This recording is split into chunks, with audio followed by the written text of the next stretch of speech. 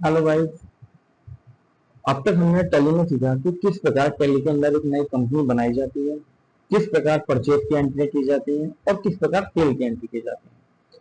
आज हम सीखेंगे कि किस प्रकार टैली के अंतर्गत रिसीव वाउचर की एंट्रियां की जाती हैं, अर्थात जिससे हम माल खरीदते हैं या कि जिसको हम माल बेचते हैं उससे पैसा कैसे प्राप्त किया जाता है, उसकी एंट्री कैसे होती है। इसलिए सबसे पहले हमें गेटवे ऑफ टैली में वाउचर्स में जाना है और यहाँ हमें F6 प्रेस करना है, जो ऑलरेडी यहाँ प्रेस हुआ है। इसके लिए हमें क्रेडिट करना पड़ेगा उस पार्टी को जिसे हमने माल बेचा है। जैसे हमने माल suppose that Rudra cloth house से बेचा है, हमने इसे देखिए यहाँ बैलेंस आ रहा है कि हमने इसे 15,750 रुपए का माल बेचा हुआ है।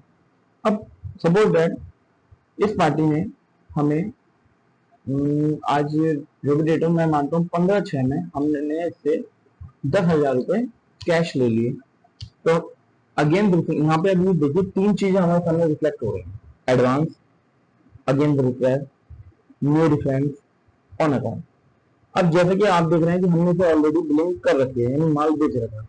तो सबसे पहले जो पैसा ये आया होगा, नॉर्मली बात है, उसी माल के अगेंस्ट या उसी वाउचर या उसी बिलिंग के अगेंस्ट आया होगा। तो इसे हम अगेंस्ट रेफरेंस करेंगे कि किसके अगेंस्ट में रेफर कर रहे हैं। जैसे ही आप अगेंस्ट रेफरेंस पर प्रेस करेंगे तो आपके सामने जो बिल आपने इसे काटा था उसकी विंडो आपको दिख जाएगी। अब इसे आप प्रेस कर देंगे तो ये 10,000 उस बिल की अमाउंट में से ऑटोमेटिकली लेस हो जाएंगे। डेबिट में आप कैश रख लेंगे कि माना कि पैसे नगद है, और यहाँ निर्देशन में चाहें तो आप डाल सकते हैं being cash receive and then इसे आप सेव कर देंगे। उसके बाद सेम पार्टी में हमें 20 जून को ये अगेन पेमेंट करें रिद्धि क्लॉथ हाउस। इसे हमने सेलेक्ट। अब देखिए आपके सामने बैलेंस आ रहा है 5,750। अब मानते हैं कि इसने एक बार में ये सारी पेमेंट हमें कर दी, तो 5,750। अब अगेंस्ट डिफरेंस जब आप इस पर क्लिक करोगे तो यहाँ अब रिमेनिंग पेमेंट ये आएगी, क्योंकि बाकी पेमेंट तो आप यहाँ एडजस्ट कर चुके हो। इसे इसमें एडजस्ट कर देंगे। अब ये पेमेंट आपके पास दो तरह से आ सकती है, कैश या फिर बैंक। अब ये मानते हैं कि वाली पेमेंट तो आपके पास कैश में आएगी और ये पेमेंट आपके बैंक के थ्रू आई है। तो यहीं पर आप अपना जो भी आपका बैंक छोड़ देते, SBI, कैनरा, SBI, उसमें ट्रांसफर कर सकते हैं। बट मैं यहाँ पे क्रिएट नहीं है तो मैं आपको क्रिएट करके बता देता हूँ। ऑल्ट सी, मैं मानता हूँ मेरा बैंक है SBI। मैंने यहाँ SBI का नया लेजर क्रिएट कर लिया। इसे मैंने हेड दिया बैंक अकाउंट। जो भी यहाँ आपके बैंक की डिटेलिंग है वो आप यहाँ फीड कर लेना एंड कंट्रोल करके इसे सेव कर देना।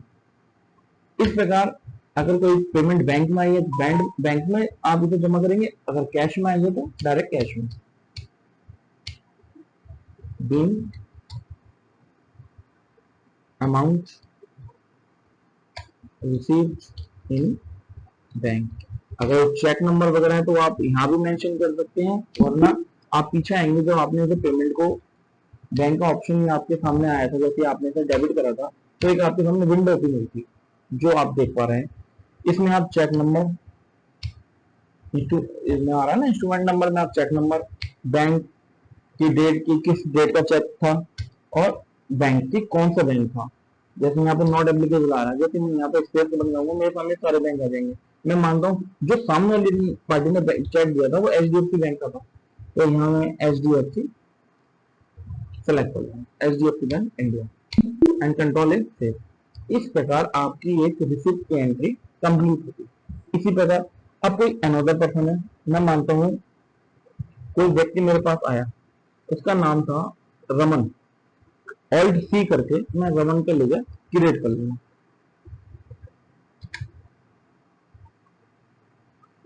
या इसका पूरा नाम लेते हैं, अगर कपड़े के ही बात कर रहे हैं तो रमन क्लॉथ हाउस। इसे मैंने हेड दे दिया Sandeep debtor, controlling and save.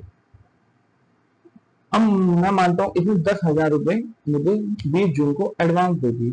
अब मैं अगेन रिफरेंस ना कर मैं इस पेमेंट को एडवांस में एडजस्ट करूंगा।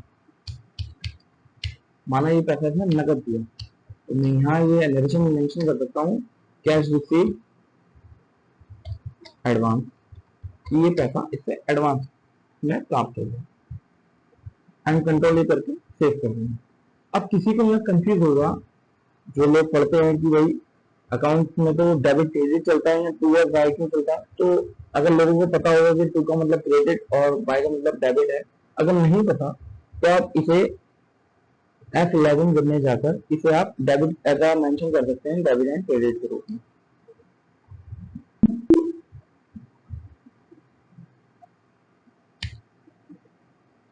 सॉरी F12 से, तो जैसे यहाँ आ रहा है आप देख पा रहे होंगे, use credit and debit inside of two and by. तो आप जैसे यहाँ यस करेंगे एंड कंट्रोल ए करके फिर आप सेव कर देंगे, तो अब आपके सामने क्रेडिट और डेबिट लेके आएगा, ना कि टू एंड बाय। अब हम बात करते हैं पेमेंट की, कि आप पेमेंट कैसे करेंगे।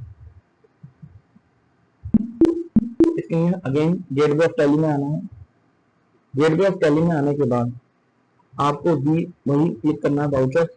मैं चाहता तो यहीं से आपको F5 करके बता देता, अगर यहाँ आप F5 करेंगे तो आपके सामने पेमेंट का वाउचर ओपन हो जाएगा। अब हमने माल खरीदा था जैसे स्टैंडर्ड क्लॉथ हाउस से, हमेशा क्रेडिट बैलेंस जिस पार्टी का आएगा यानी उसको आपको पेमेंट देनी है, और डेबिट बैलेंस आया तो उसका मतलब पेमेंट आपको लेनी है। अब जैसे स्टैंडर्ड क्लॉथ हाउस का 11,340 रुपए का क्रेडिट बैलेंस आ रहा है, इसका मतलब है इसको आपको पेमेंट करनी है। इसके लिए डेबिट हमेशा उस पार्टी को डेबिट करेंगे जिसको आपको पेमेंट करनी है। माना आपने इसे दो पार्ट में पेमेंट करी, एक बार में 8,000, मोड ऑफ पेमेंट कोई भी हो सकता है। अब नॉर्मली बात है, आप इसे पेमेंट कर रहे हैं तो अगेन बिल ही करोगे कि जो बिल आपने इससे पहले ले रखा है। आपने बिल दे रहा था इससे 12 जून को 11,340 का, इसमें आप इसे 8,000 रुपये दे रहे हैं, तो मानते हैं ये पैसा आप इसे बाय चेक दे रहे हैं। जैसे आप इसे बाय चेक देंगे तो यहाँ पार्टी का जब ई फंड में आप इसकी डिटेल डाल सकते हैं अगर आप ई पेमेंट कर रहे हैं, बट यहाँ आप जो है हम दिखा रहे हैं कि हाँ आपने इसे चेक दिया है।